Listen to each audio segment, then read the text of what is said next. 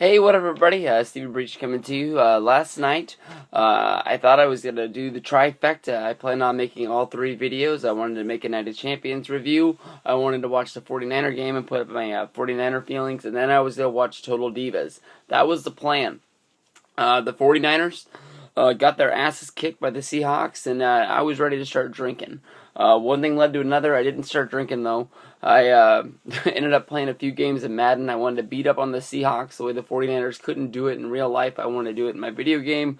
One game turned into two games into three, and I honestly just forgot about Total Divas until it was just way too late in the night, and there was no way in the world I was even going to make it through one episode.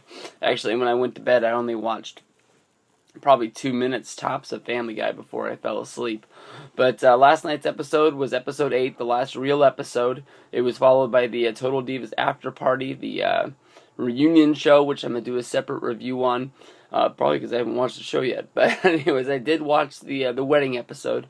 And honestly, to me, in my mind, I thought that this was just a thrown together, copy and paste, cut here, cut there episode. I thought this was going to be a big deal. For some reason, when I thought I heard about Natalya and Tyson Kidd getting married, I thought that it was held in Las Vegas. It turns out that it was just held in Florida, I guess, wherever they live down there. It looked like it was at John Cena's house, because the house that they did it at, they didn't say that they rented it or anything like that, but the house looked nicer than anything that Natalya and Tyson Kidd could afford. Actually, we've seen their house before from being in the show, so I don't know what the fuck they did, but they probably just rented some place on the beach. And the whole show starts with Nikki talking on the phone with Bree, and John comes up and says that they have to talk, and it's important. It turns out that John is asking Nikki to meet his family. They're taking the next steps in their relationship. They're moving towards what she's hoping is that they're going to be, getting married, engaged, so on and so forth. The only time that the Cenas are able to all get together because of John's hectic schedule as well as Nikki's schedule is the day that Natalya planned to get married. So, dun dun dun, the drama of the wedding begins. Anyways, they're able to sit down, they hash it out. Natalya honestly really doesn't like it that Nikki and John isn't going to be there. Obviously, with John being one of the biggest stars in the WB where she works, and Nikki being what she calls one of her best friends. These girls haven't treated each other like best friends on this show so far, so I thought it was very funny that they would do that. But if you look back over the season of the show, Nikki is one of the ones that's honestly been giving Natalya the most advice, especially when it comes to talking about Jarrett. Jarrett, dun dun dun, wedding drama. He showed up at the wedding. It honestly looked like he just invited, well, Natalya did invite him, but it looked like he just helped himself. He just walked into the house all just like, oh, look, I'm here. Walks right up to Tyson Kidd and been like, yo, I've been talking to your girl for like the last 2 months, and it's been like no big deal. And Tyson flips out, as anybody would, finding out that the woman that you're going to marry has been having a phone relationship. Well, it hasn't really been a phone relationship because they did go on a date, and this, that, and the other. But I don't know. Crazy shit that only happens to wrestling divas on Total Divas, I guess you could say. What looks like it's going to be a huge fight. Basically, Natalya squashes pretty fast, just saying that, she didn't want to be with anybody else other than Tyson Kidd. It's the only person she's ever been in love with. It's the only person that she's going to be in love with. She did talk to Jarrett, but it was nothing, and let's just get married. Then they have to deal with all sorts of issues with bad weather, and having to move the wedding from what was supposed to be a beach wedding and moving into the inside. I don't know if they're ever going to show us any more of the wedding. It seemed like I saw more stuff from the wedding on Wrestling Dirt Sheets months and months ago. But it seems like they didn't show anything, like the return of Tyson's kids, the British Bulldog son, Davey Boy Smith Jr., who was at the wedding. They didn't show any of the other wrestlers that haven't been involved with the show, such as like the Jey Uso. They showed Daniel Bryan being there. who didn't seem like they treated him like he was a WWE champion at all. He just was sort of standing there. I think we saw him laugh once. He didn't get a line or anything. He just treated him like, he's basically was like one of the job guys in the back.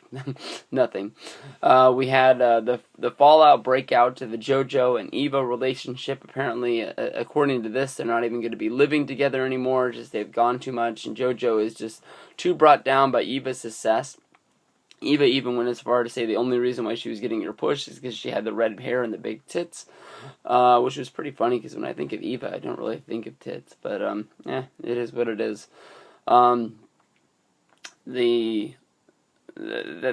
scene sort of just went by real fast because they showed a whole bunch of drama with them, and then within 2 minutes they show up to the wedding together.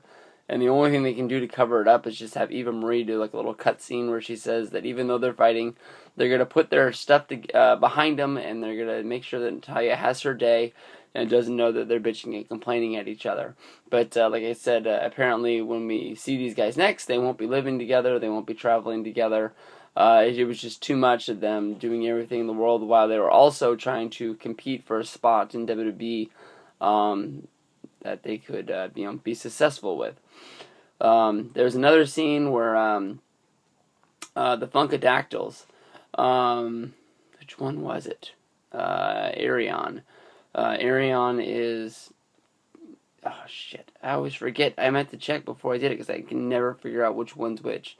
Alright, the skinnier one is having issues as she's in the bed. She calls the other one comes into her bedroom, calls 911, needs to get a hospital ambulance. They need to get her to the hospital. She's having problems with her stomach.